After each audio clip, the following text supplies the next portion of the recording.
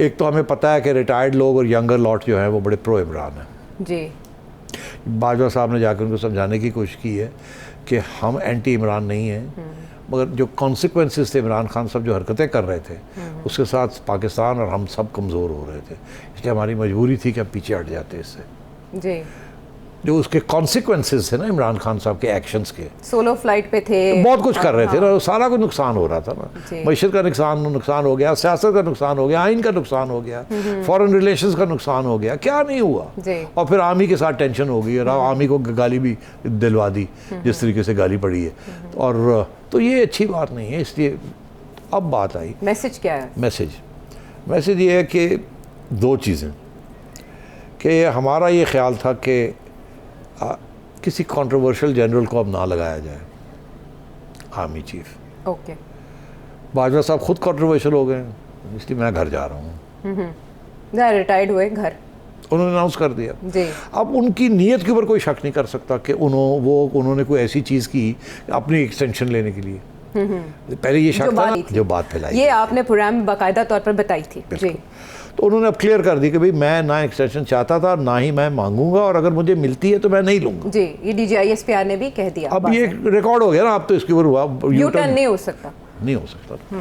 तो अब आई बात आगे कि अगर जनरल साहब ने अपने बारे में ये कह दिया है तो इसका ये मतलब है जो खुद कंट्रोवर्शियल हो गए और भी एक दो जनरल्स जो कंट्रोवर्शियल हैं जी, इसका मतलब है कि technically speaking they should be out of the running. Technically speaking अगर कोई कंट्रोवर्शियल जनरल को लेके आते हैं तो फिर ये डिबेट शुरू हो जाएगी कि फिर सियासी हो गए, हालांकि वो गैर सियासी हुए थे जी। तो इसलिए मुझे ऐसे लगता है कि जो आर्मी हाई कमांड है ना इस वक्त, हाई कमांड के अंदर 4, 5, 6, 7 लोग होते हैं जो ज़्यादातर बोलते हैं, जिनकी व्यूज़ होती हैं, जिनकी अहमियत होती है। मेजॉरिटी जो है वो हल्का सा बोलते हैं, हल्के से चुप ही रहते हैं लेफ्टिनेंट जनरल्स। अब 22-23 लेफ्टिनेंट जनरल्स हैं, और जब ये मीटिंग्स होती हैं तो उसके अंदर फिर बहुत सी बातें होती हैं, और मेरी इत्तला के मुताबिक इस वक्त जो मेजॉरिटी है they are in favour of neutrality, in favour of neutrality, a political role. और मेरा ख्याल है उस मेजॉरिटी के अंदर एक कोर ग्रुप है अच्छा। जो इस वक्त बड़ी अहम पोजीशंस में है, जिन्होंने बेसिकली ये कहा है कि जी हम में से कोई भी कंट्रोवर्शियल नहीं है, तो ऐसे है कि अगर आप जा रहे हैं तो किसी कंट्रोवर्शियल जनरल को ना बनने दें, बिकॉज हमारे साथ फिर अंदर फुट पड़ जाएगी। सीनियरिटी भी है इस ग्रुप के अंदर, हम में से एक किसी को जिसके ऊपर आप हाथ रखेंगे अल्लाह खैर सल्ला हम सब तस्लीम कर लेंगे, और उसके साथ एक कंटिन्यूटी रहेगी आर्मी के अंदर, और उसके साथ कोई लड़ाई झगड़े भी नहीं होंगे।